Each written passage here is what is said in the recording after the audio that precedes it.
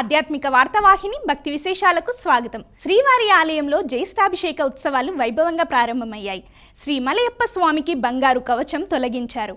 మలయప్ప స్వామి వజ్ర కవచధారి అయి దర్శనమిచ్చారు. శాస్త్రోక్తంగా పంచామృత స్నపనం నిర్వహించారు. శ్రీవారి ఉత్సవమూర్తుల పరిరక్షణ కోసం ప్రతి ఏటా నిర్వహించే జ్యేష్ఠాభిషేకం కన్నుల పండుగగా ప్రారంభమైంది. జ్యేష్ఠ మాసంలో జ్యేష్ఠ నక్షత్రంతో ముగిసే విధంగా 3 రోజుల పాటు ఈ ఉత్సవాన్ని నిర్వహిస్తారు. రేపు ముత్యాల కవచం సమర్పణ, 28న బంగారు కవచం పునఃసమర్పణ ఉంటుంది. జ్యేష్ఠాభిషేక ఉత్సవాల సందర్భంగా 28న ఆలయంలో కళ్యాణోత్సవం, ఊంజల్ సేవ, ఆర్జిత బ్రహ్మోత్సవ సేవలు రద్దు చేశారు. కుంకుమతో నియతారుణిత తులనీలతను కమలాయతలోచన లోకపతి విజయీ భవ వెంకటశైలపతి సచతుర్ముఖ షణ్ముఖ పంచముఖి ప్రముఖాఖిల దైవతమూడిమని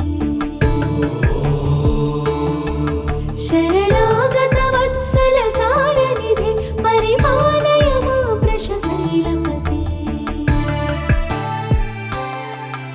అధివేల దయా తవ దుర్విషహైరడు వేల కృతైరపరాధ సతై భరితం త్వరితం వృషశైలపతి పరయా కృపయా పరిపాలి హరే అధివేంకటశైలముదారమతే చలతాభిమతాదిగదానరతా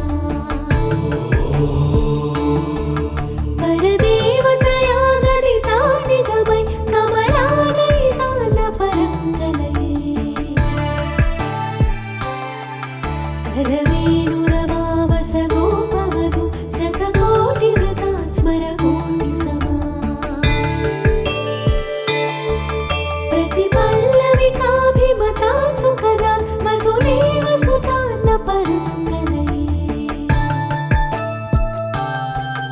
అభిరామ గుణాకర దాసరథి జగదేక ధనుర్ధర నీరమతే రఘునాయక రామ. తిరుమలలో భక్తుల రద్దీ కొనసాగుతోంది. తిరుమలేశుడి దర్శనం కోసం వైకుంఠం క్యూ కాంప్లెక్స్లోని 31 కంపార్ట్మెంట్లు భక్తులతో నిండిపోయాయి. భక్తుల క్యూ లైన్లు క్యూ కాంప్లెక్స్ వెలుపల వరకు విస్తరించి ఉన్నాయి. టోకెన్ లేని భక్తులకు సర్వదర్శనానికి 24 గంటలు, ప్రత్యేక ప్రవేశ దర్శనానికి 6 గంటలు, సర్వదర్శనం టోకెన్ పొందిన భక్తులకు 8 గంటల సమయం పడుతుందని తిరుమల తిరుపతి దేవస్థానం అధికారులు ప్రకటించారు. గురువారం స్వామివారిని 62,000 మంది భక్తులు దర్శించుకున్నారు. శుక్రవారం 70,000 మందికి పైగా దర్శనం కల్పించేందుకు అధికారులు ప్రయత్నిస్తున్నారు. విజయవాడ ఇంద్రకీలాద్రిపై వేంచేసి ఉన్న శ్రీ దుర్గా మల్లేశ్వర స్వామివారి దేవస్థానానికి భక్తులు పోటెత్తారు. తెల్లవారుజాము నుంచే క్యూ లైన్లు భక్తులతో నిండిపోయాయి. భక్తుల రద్దీ విపరీతంగా పెరగడంతో అందరికీ త్వరగా దర్శనం కల్పించేందుకు ఆలయ అధికారులు కీలక నిర్ణయం తీసుకున్నారు. ఉదయం 10 గంటల నుండి మధ్యాహ్నం 2:30 గంటల వరకు అంతరాలయ దర్శనంతో పాటు విఐపి దర్శనాలను పూర్తిగా నిలిపివేశారు. కేవలం సర్వదర్శనం లైన్ల ద్వారానే భక్తులను అనుమతించారు. క్యూ లైన్లలో ఉన్న భక్తుల కోసం మొబైల్ టిన్ల ద్వారా చల్లని తాగునీటిని నిరంతరాయంగా పంపిణీ చేశారు. అలాగే ఆలయానికి వచ్చిన భక్తులందరికీ సరిపడా ఉచిత ప్రసాదం, నిత్యాన్నదాన వితరణను విస్తృతంగా ఏర్పాటు చేశారు. భక్తులకు ఎటువంటి ఇబ్బందులు కలగకుండా ఆలయ అధికారులు, సిబ్బంది నిరంతరం పర్యవేక్షించారు.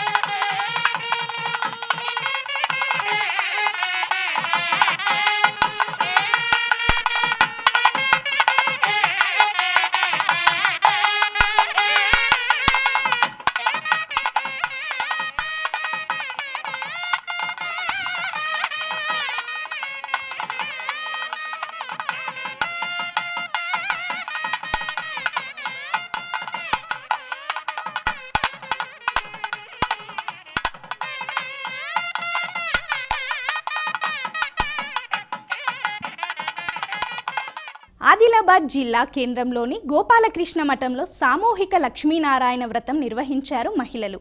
2 రోజుల పాటు వ్రతంలో భాగంగా గణపతి పూజతో పాటు లక్ష్మీనారాయణ పూజ చేశారు.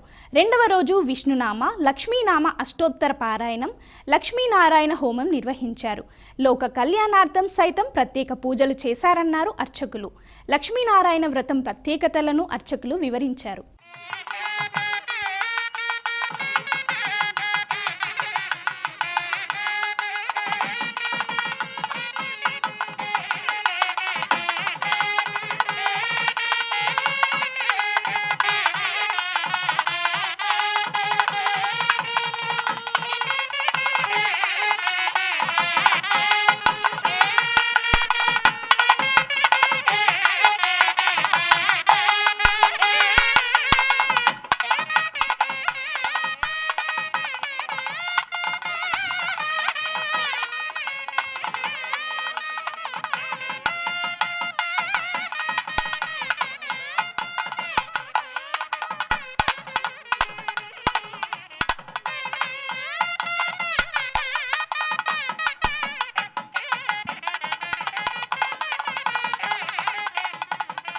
శ్రీ సత్యసాయి జిల్లాలోని కాద్రి లక్ష్మీ నరసింహస్వామి, యోగివేమన, తిమ్మమ్మ మర్రిమాను ఆధ్యాత్మిక కేంద్రాలను అభివృద్ధి చేసేందుకు ప్రణాళిక సిద్ధమవుతోంది.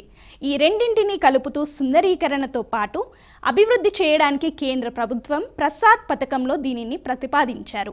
ఇందులో భాగంగా ప్రణాళిక సిద్ధం చేయడానికి ఎమ్మెల్యే కందికుంట వెంకటప్రసాద్ సమక్షంలో KPMG అనే సంస్థతో మున్సిపాలిటీ, కాద్రి లక్ష్మీ నరసింహస్వామి ఆలయ అధికారులతో కలిసి ఒప్పందం చేసుకున్నారు. నెల్లూరు జిల్లా దుత్తలూరు మండలం నర్రవాడలో శ్రీ వెంగమాంబ అమ్మవారి బ్రహ్మోత్సవాలపై అధికారులు సమీక్షా సమావేశం నిర్వహించారు. జూలై 5 నుండి 9 వరకు బ్రహ్మోత్సవాలను నిర్వహిస్తున్నట్టు ఆలయ కమిటీ వారు తెలిపారు. ఈ కార్యక్రమంలో ఉదయగిరి ఎమ్మెల్యే కాకర్ల సురేష్ అన్ని శాఖల అధికారులతో సమీక్షా సమావేశం నిర్వహించారు. బ్రహ్మోత్సవాలకు వచ్చే భక్తులకు ఎటువంటి అసౌకర్యాలు కలగకుండా ఏర్పాట్లు చేయాలని అధికారులకు ఆలయ కమిటీ వారికి సూచించారు. వెంగమాంబ అమ్మవారి బ్రహ్మోత్సవాలకు సుమారు 5 లక్షల మంది భక్తులు పాల్గొంటారని ఆలయ నిర్వాహకులు భావిస్తున్నారు. నిర్జల ఏకాదశితో ఖైరతాబాద్ గణేశుడి నిర్మాణానికి రంగం సిద్ధమైంది. విగ్రహ నమూనా కూడా విడుదల చేసిన ఖైరతాబాద్ గణేష్ ఉత్సవ సమితి నిర్మాణ ఏర్పాట్లను కూడా ప్రారంభించింది. పూజా కార్యక్రమం ప్రారంభమైన వెంటనే పంచముఖ సంకటహర మహాగణపతి నిర్మాణానికి పనివారిని సిద్ధం చేసి పనులు ప్రారంభించింది. ఖైరతాబాద్ గణేశుడు ఈసారి పంచముఖ రూపంలో దర్శనమిస్తాడు. పంచముఖ సంకటహర మహాగణపతి రూపాన్ని ఎంచుకుంది ఉత్సవ సమితి.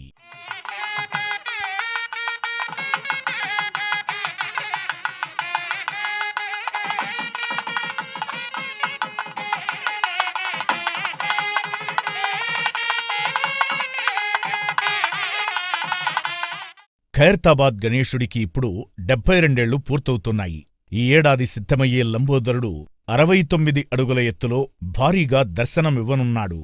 తెలుగు రాష్ట్రాల్లో ఖైరతాబాద్ విఘ్నేశ్వరునిది ప్రత్యేక స్థానం. ప్రతిసారీ లంబోదరుడు అత్యంత ఎత్తైన విశిష్ట రూపంలో దర్శనమిస్తాడు. విగ్రహానికి ఓవైపు కాళీమాత, మరోవైపు సోమనాథ జ్యోతిర్లింగం ప్రతిమలను ఏర్పాటు చెయ్యనున్నారు. ఈసారి కూడా ఈ భారీ విగ్రహాన్ని శిల్పి రాజేంద్రన్ సిద్ధం చెయ్యనున్నారు.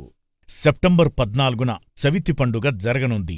1954లో మొదలైన ఖైరతాబాద్ విగ్రహ వేడుకలు క్రమంగా రాష్ట్రంలోనే గణేష్ ఉత్సవాలకు కేంద్ర బిందువుగా మారాయి.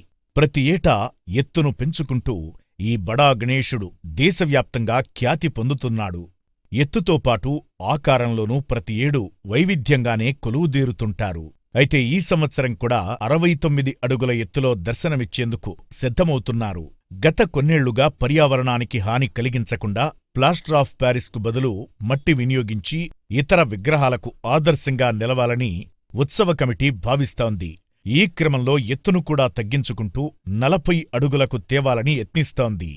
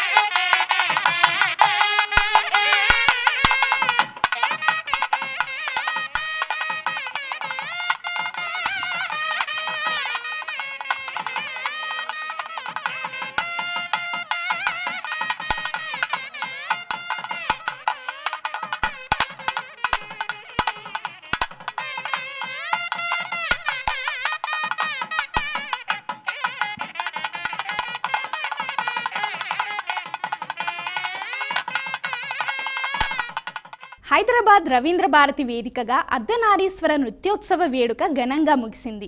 తెలంగాణ సంగీత నాటక అకాడమీ ఆధ్వర్యంలో ఈ నృత్యోత్సవం సాగింది. కథక్, భరతనాట్యం, కూచిపూడి నృత్య సంప్రదాయాల్లో ఉత్కృష్టమైన అర్ధనారీశ్వర తత్వాన్ని కళ్ళ ముందు కదలాడేలా చేశారు కళాకారులు.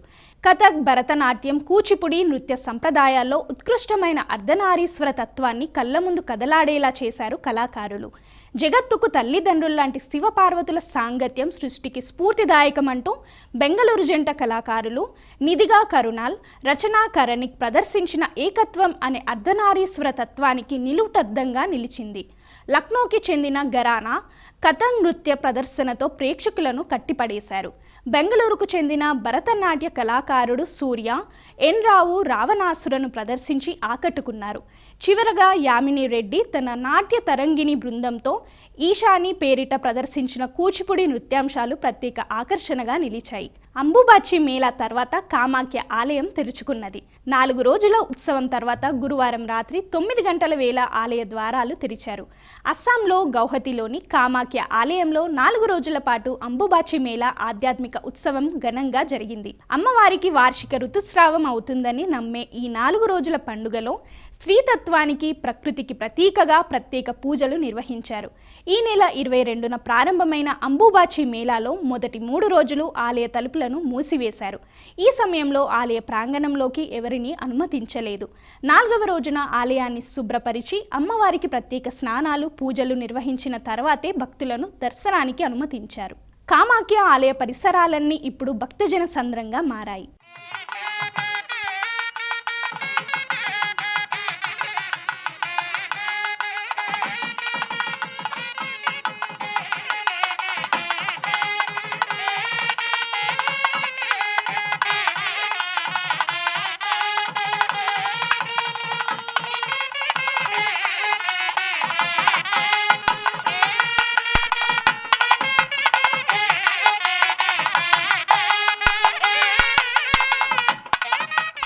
ఇవి ఈనాటి భక్తి విశేషాలు. తదుపరి ఆధ్యాత్మిక వార్తావాహిని భక్తి విశేషాల్లో మళ్ళీ కలుద్దాం.